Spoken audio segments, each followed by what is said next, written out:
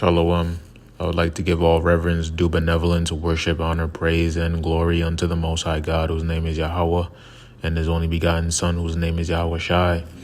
This is another exhortation from a parallel that I drew between the Game of Thrones character Jon Snow and our people, speaking to you so-called blacks, Hispanics, and Native Americans whose fathers consider themselves to be such.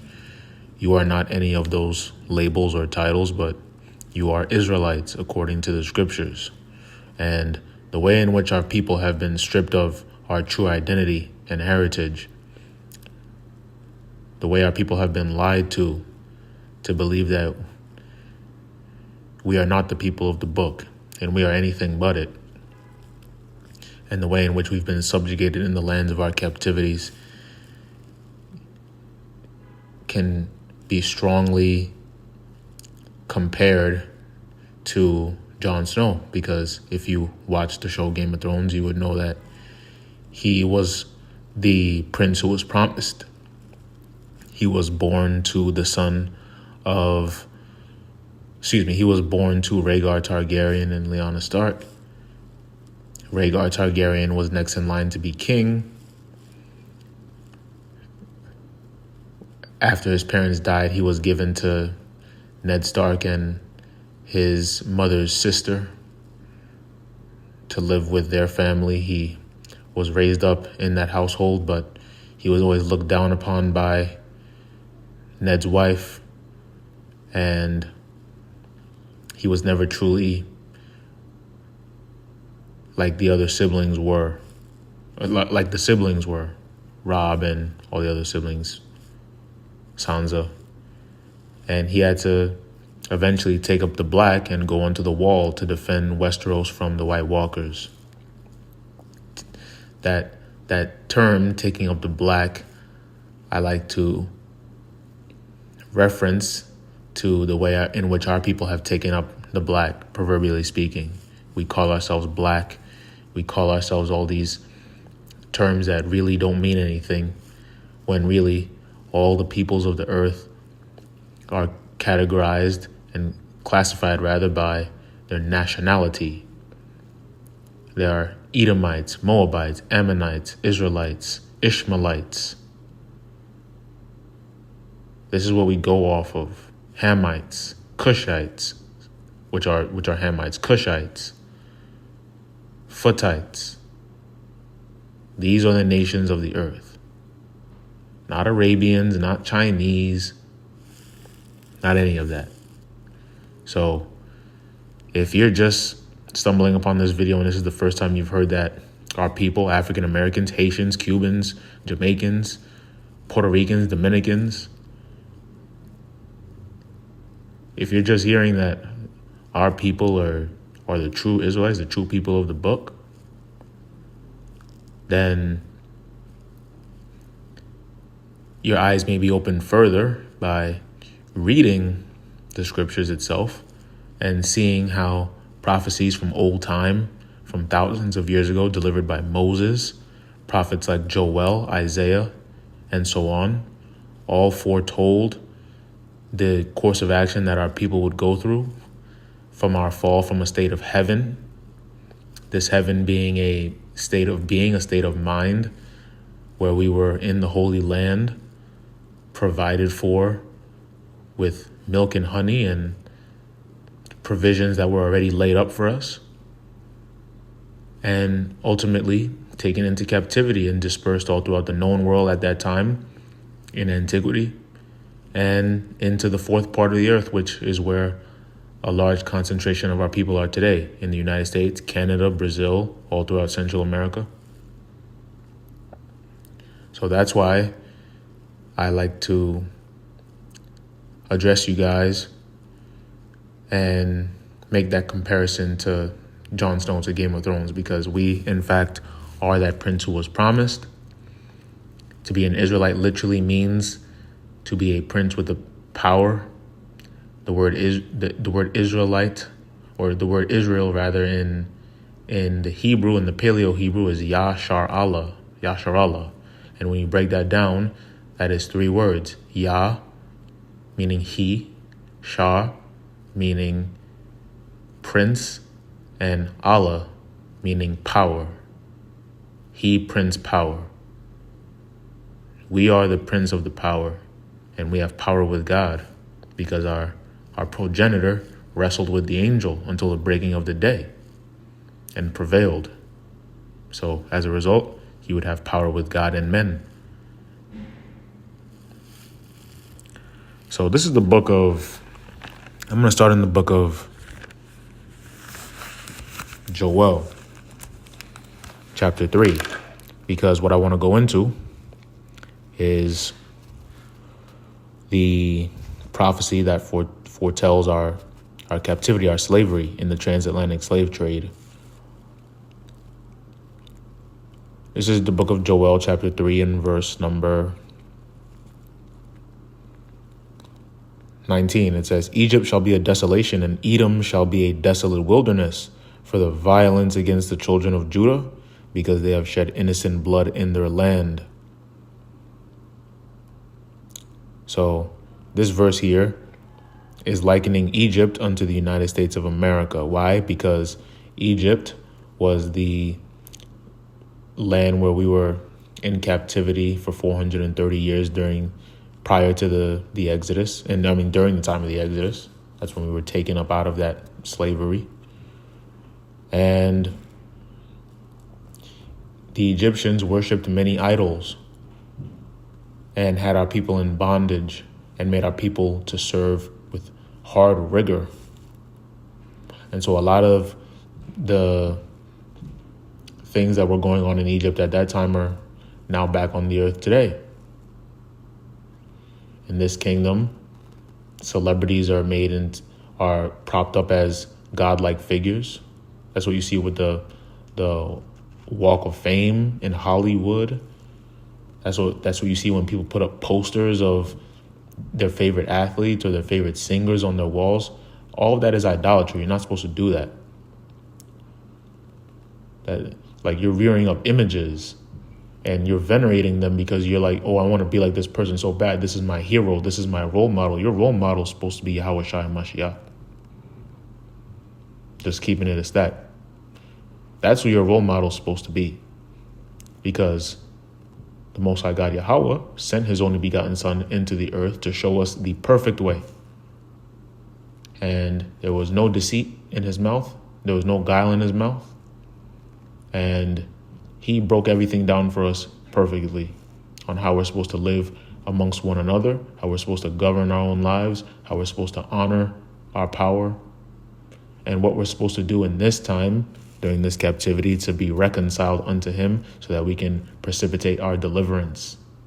Because yes, while the Lord is in control of all things, we need to turn unto him and start abiding by these commandments and building our faith. Because until we do that, we're going to stay in the condition that we're in, because that's what got us into the condition that we're in the first place, disobedience. But in any event, the Lord is still going to get up with modern day Egypt, being the Edomites, which is why he says Egypt shall be a desolation and Edom shall be a desolate wilderness. So this is a bit of an in-depth analysis here, because Egypt and Edom are inextricably, they're not linked. The Egyptians in that time, the Egyptians period, the Egyptians are Mizraimites. You can read about that in Genesis chapter 10. They descend from Ham, the son of Noah. So the Edomites weren't even a people until many years after Egypt was propped up, became a kingdom, became the world's superpower after the flood. In the post-Diluvian world, that's a word or phrase that you should put into your memory bank. The antediluvian world was the time before the flood, and the post-Diluvian world is that time after the flood. So the Edomites, who are the Caucasians, you can read about that in Genesis chapter 25. They come from the loins of Isaac. Esau, or Edom, that's Isaac's firstborn son. So when the Lord here in Joel chapter 3 and 19 is saying Egypt shall be a desolation and Edom shall be a desolate wilderness, it's the same thing. Desolation, desolate wilderness, same thing. For the violence against the children of Judah. So what violence did they do unto our people? They whipped us and put a whole lot of scar tissue upon our backs during chattel slavery. They lynched us and castrated our men. They ripped up our women with children.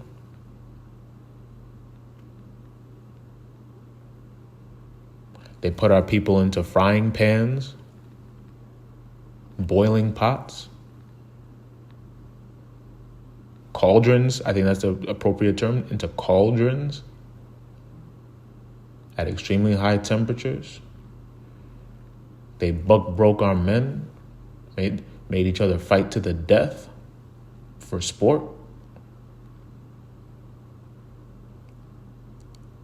They raped our women in front of their husbands. Oh, yes. That's that violence against the children of Judah because they have shed innocent blood in their land. Innocent blood.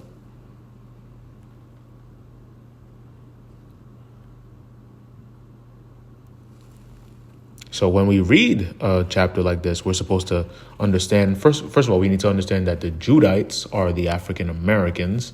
And you can trace that when you look at historical accounts, when you look at prophecies in Genesis 49, for example, when you link up the image of or the description of the Lord and his only begotten Son with the characteristics of his people, when you look at the dispersion post 70 AD and see where our people scattered into Africa, into the West Coast, and how we were taken from that part of the continent into the fourth part of the world. That's another word or phrase you should put into your memory bank.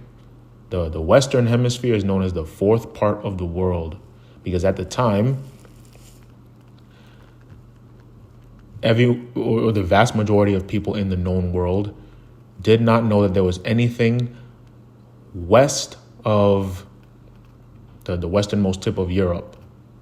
Like the known world was from Spain or from Portugal all the way until the end of Asia. So that peninsula that stretches Japan and the Koreas, I believe it is. That was the known world. And specifically, the bulk of the known world was really from Sepharad, which is Spain, stretching into Italy, onto India. So whenever there was world conquest, they would take over that entire region, spanning from India to about Italy, Spain. So making a connection between Joel chapter 3 and 19 is the book of Obadiah. This is Obadiah chapter 1 and verse number 9. It says, "And thy mighty men, O Teman, shall be dismayed to the end that every one of the mount of Esau may be cut off by slaughter." Verse 10, for thy violence against thy brother Jacob, shame shall cover thee, and thou shalt be cut off forever. So again, it's the same thing, for thy violence against thy brother Jacob. Because why? These Edomites, they came into our land. They dispossessed us out of our holy land the first time. Then they came into the west coast of Africa close to a little bit over 1,000 years later, 1,400 years later, and rounded up our people, brought us on slave ships, and the rest you know, like the back of your hand. Reading on in Obadiah chapter 1. In verse number 13, it says, "Thou shouldest not have entered into the gate of my people in the day of their calamity. Yeah, thou shouldest not have looked on their affliction in the day of their calamity, nor have laid hands on their substance in the day of their calamity." So the Lord is getting up with the Edomites. He's saying, you should not have spoiled the land and seized an opportunity to impose your devilish power upon my people when they were in a state of vulnerability. And we can cross-reference that again in the book of Deuteronomy 28. If you need to know, and that's a little joke, if you need to know your true identity, which you do, then Deuteronomy 28 is the perfect place to go.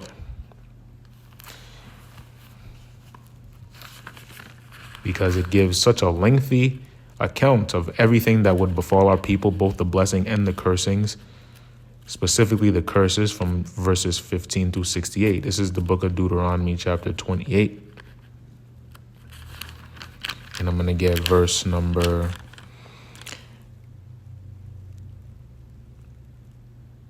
48. It says, Therefore shalt thou serve thine enemies, which the Lord shall send against thee, in hunger and in thirst and in nakedness and in want of all things, and he shall put a yoke of iron upon thy neck until he have destroyed thee. Is that not what these Edomites have done? These Caucasians have done to our people?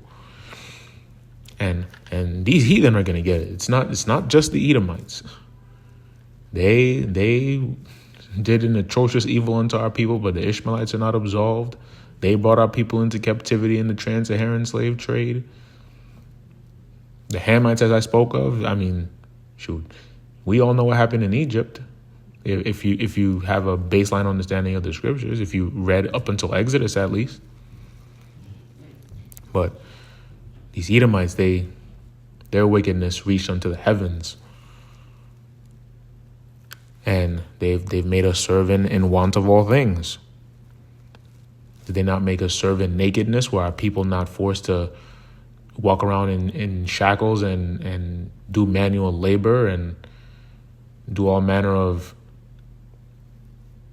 back-breaking work with nothing but some rags over us, if that? And in the middle passage, it's against the law for a man's children to see him naked and vice versa. So when they were rounding up enclaves of people, groups of people in the west coast of Africa, there could have been a man and his wife and their 4, 5, 6, 7-year-old daughter or son with them. And they were stripped down. And these Edomites made our people look at their young ones naked.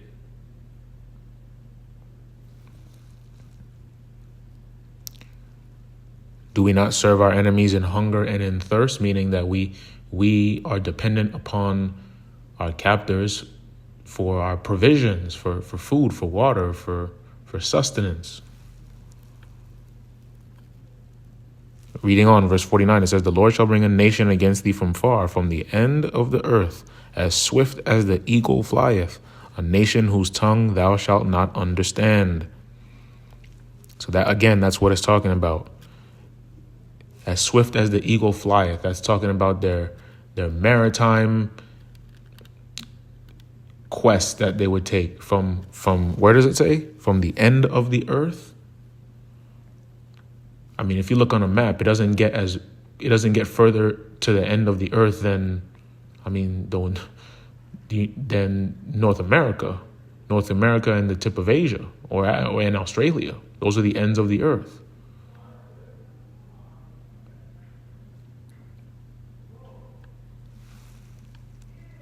So the Lord brought this nation against us from afar, as swift as the eagle flieth, a nation whose tongue we did not understand. Because at that time they were speaking English and they were speaking Dutch and all these languages that our people did not know. Verse 50, a nation of fierce countenance which shall not regard the person of the old nor show favor to the young. Now getting into the connection to what I read in Joel and specifically in Obadiah. Verse 51, and he shall eat the fruit of thy cattle and the fruit of thy land until thou be destroyed, which also shall not leave thee either corn, wine, or oil, or the increase of thy kine, or flocks of thy sheep, until he have destroyed thee. And he shall besiege thee in all thy gates, until thy high and fenced walls come down, wherein thou trustest, throughout all thy land, and he shall besiege thee in all thy gates throughout all thy land, which the Lord thy God hath given thee. So that says it right there. And can we not look at what these devils have done all throughout the lands that we were in? And I mean, shoot, the lands that we currently occupy as well. There are many paradise countries that at one time were at one time were major attractions for people to flock to for vacation in the summertime. Islands like Haiti and Puerto Rico. And specifically speaking of the island of Haiti, I mean, there was at one point Haiti was one of the most desirable places to go to. Now, it's one of the least desirable places to go to. The people have become impoverished because why? Their captors have eaten off of the fruit of the land, of their land. And many places in Africa as well. They divided the land up during the Berlin Conference. And a fertile, fruitful land became our detriment. You can look at places in like Liberia, for example. Extreme poverty and just filth that people are subjected to live into. And Liberia is in the west coast of Africa. To make it very clear, as I mentioned with the Egyptians, who are Mizraimites, who are dark, very dark-skinned people who could be confused for our own people, as it tells us in the scriptures time and again. Specifically in the book of Acts and the book of Exodus. There are many people in Africa who are not our people. Those are Hamites, Cushites, Mizraimites, Foothites, and so on. But where our people are, in countries like Ghana, Nigeria, Liberia, in the Gambia, Sierra Leone, countries like that.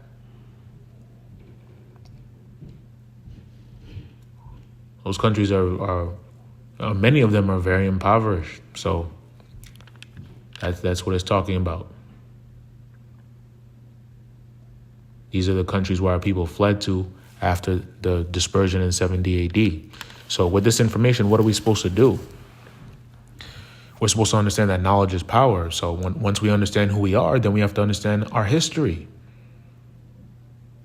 Because a nation of people, a nation of people is sustained by their history, because it's something that we can always look back on to make sure that we try our very hardest not to repeat, and to hold those accountable who have wronged us in the past. Is that not what other nations do? Other nations do that far too often, and well within their right. We don't care about what these other nations do in general, but just from a standpoint of seeing how other people groups defend one another more than our own people. We're supposed to be the vanguards of that, because all these other nations are looked at by the Lord as beneath us. We are, as it tells us in Deuteronomy 7:6, a peculiar treasure unto the Lord. So you learn that, oh wow, slavery was prophesied in the scriptures, in the Bible. I never knew that. Yes, you're supposed to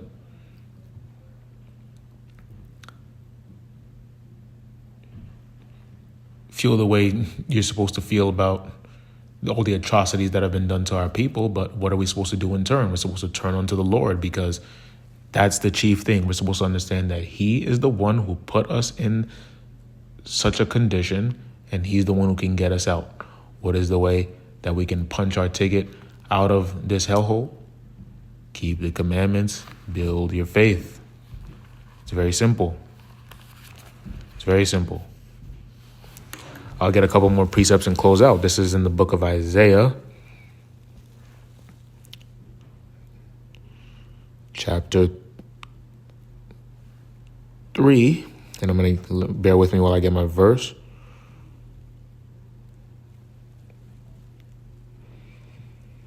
I'm going to get Isaiah chapter 3 and verse 8. It says, "For Jerusalem is ruined and Judah is fallen, because their tongue and their doings are against the Lord, to provoke the eyes of his glory.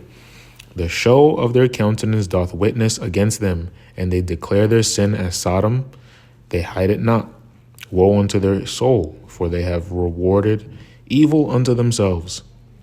Say ye to the righteous that it shall be well with him, for they shall eat the fruit of their doings.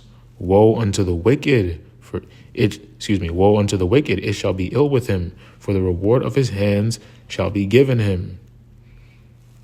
So the Lord is telling us right there, Jerusalem is ruined and Judah is fallen. That's talking about southern kingdom, specifically Judah, because Jerusalem is in that land of Judah.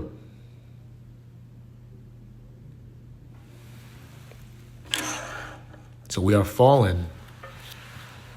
And again, that's also speaking in general of, whenever we see Jerusalem, that's speaking of the southern kingdom. When we see Ephraim or Samaria, that's speaking of the northern kingdom, even though it's also specifically speaking about the tribe of Ephraim.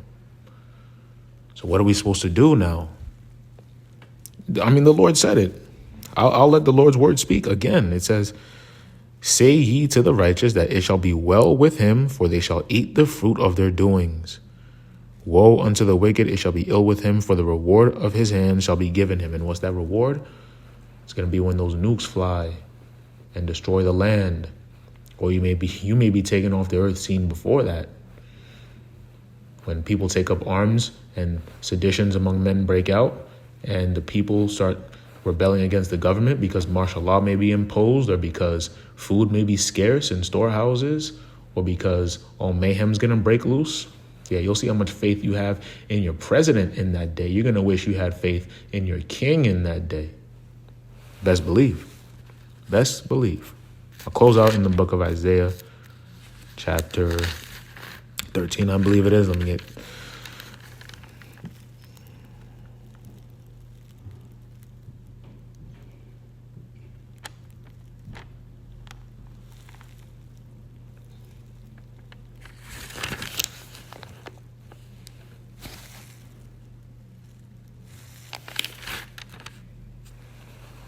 Yeah, I'm going to get Isaiah 11 to close out. It says, this is the book of Isaiah 11 and chapter 12. It says, "And he shall set up an ensign for the nations, and shall assemble the outcasts of Israel, and gather together the dispersed of Judah from the four corners of the earth." Verse 13, "The envy also of Ephraim shall depart, and the adversaries of Judah shall be cut off. Ephraim shall not envy Judah, and Judah shall not vex Ephraim. But they shall fly upon the shoulders of the Philistines toward the west. They shall spoil them of the east together. They shall lay their hand upon Edom and Moab, and the children of Ammon shall obey them." That's for that pride. That's for that violence. And that's for them flexing their evil upon us, so to speak.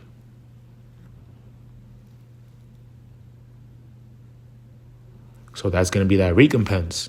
If you do what you're supposed to do and you walk that straight and narrow path now, forsake the ways of the world, keep the laws, keep Shabbat, keep the high holy days, forget about Thanksgiving that just passed, that ungodly, wretched day that commemorates the killing of your northern kingdom brethren, and you forsake Christmas, which is not even when our Lord was born. Read Luke chapter 2. Christmas is not when our Lord was born. That is an abomination to recognize that day. But let me be specific. That is, it's just atrocious to recognize that day. I'll leave the word abomination for what the Lord specifically deems an abomination, but you get my drift. If you forsake these things and keep the commandments, keep the Passover, Feast of Dedication. I mean, shoot, that's a perfect time to keep the Feast of Dedication. Feast of Dedication's coming up in December. Why celebrate a nonsensical quote unquote holiday like Christmas when you can celebrate for 8 days in the Feast of Dedication and remember what your forefather Judas Maccabeus did unto those same Edomites? That just read 1st and 2nd Maccabees, and that'll be a video for another day. But yes, understand your true identity. You're not black, you're not Hispanic, you're not Native American, you are Israelites. And your captivity and your plights are written about in the scriptures. And the precepts that I got in Joel and Obadiah and Deuteronomy, I mean, it's clear as day what that's referencing. And you can read those chapters and those books in full to get an even greater understanding for yourself. And the supplementary precepts that I got in Isaiah, they just fill us in on how the Lord will exact vengeance upon his enemies. With that, I say Shalom, Israel. Understand your true heritage. We are that true prince who was promised. Shalom.